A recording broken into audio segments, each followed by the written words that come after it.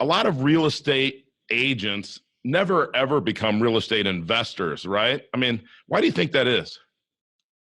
Yeah, it's very interesting. They're almost false prophets in a degree. You know what I mean? I within the first 3 years of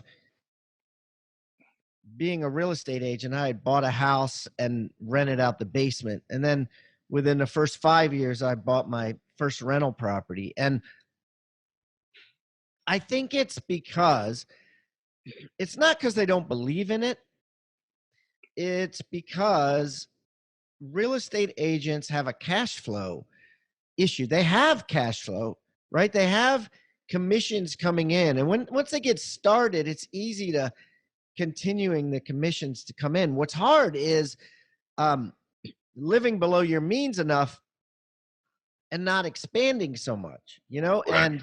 and saving money and then investing that money. And that's the thing. There used to be, my career was all throughout Maryland, and there used to be a magazine called the Baltimore Business Journal.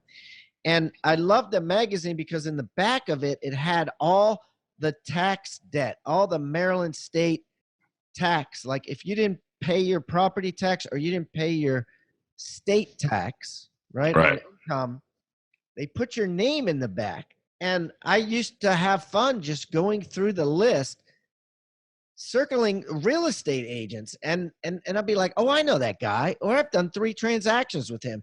And a lot of these were like really big agents, like you'd see them in the newspaper, like agent of the month, the best agent at companies.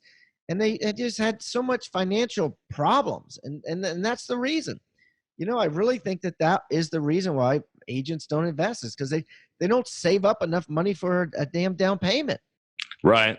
It's interesting that you say that because, a lot of people, if you go back to a book like The Richest Man in Babylon, The Richest Man in Babylon, a couple of the messages are invest in what you know, right?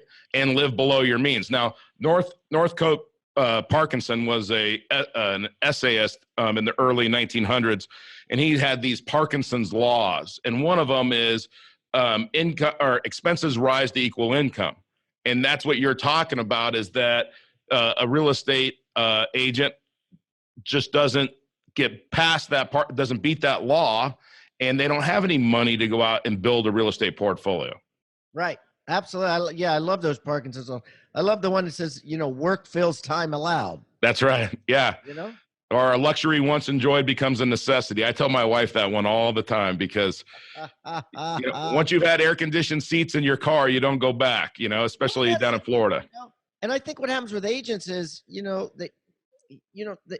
first of all, they have to impress. So if you're driving around a piece of crap car and you go on a listing appointment and you're competing against 2 other agents, yeah, rightly or wrongly, you're going to be judged, right? They're going to be like, oh, well, he can't sell anything because he can't even afford a decent car. So it starts with that. And I get that one. And I agree with that one. I think you do need a nice car. It's just like you need nice clothes. Sure. Or you're going to get judged. But it should stop there, right? It should stop there. And that's not to say you can't buy a used BMW or used Mercedes, just take off the CarMax sticker. Right. And then stop there. They don't know where you live. They don't know what your furniture's like. You don't need all that stuff, Yeah. I have some real estate investments, both commercial and residential. And I really like when people say, because I like my comeback is when they say, well, Jim, I don't want to fix toilets and paint walls and have to go collect checks. And I say, you know what? And all the real estate that I own, I never do that. In fact, I have properties in Colorado and in Florida, and I've never even met my property manager. Yeah. I own houses now that I literally have not seen inside or outside in 15 years. Me too. I mean, not the 15 years, but I have places I've never seen them. I mean, I've seen pictures of them. I know they cash flow. What else do I need to know? Right. So that's, and one of the things that we try to do at Create Tailwind and with this podcast is show somebody how to build wealth outside or away from Wall Street. Because when you go and you're waiting for an advisor to make you money, we tell people it has to be a participatory sport. So yeah, you have to learn some things to be a real estate investor, but you don't have to have millions of dollars to build a real estate portfolio, right? Right. Yeah. Yeah, absolutely.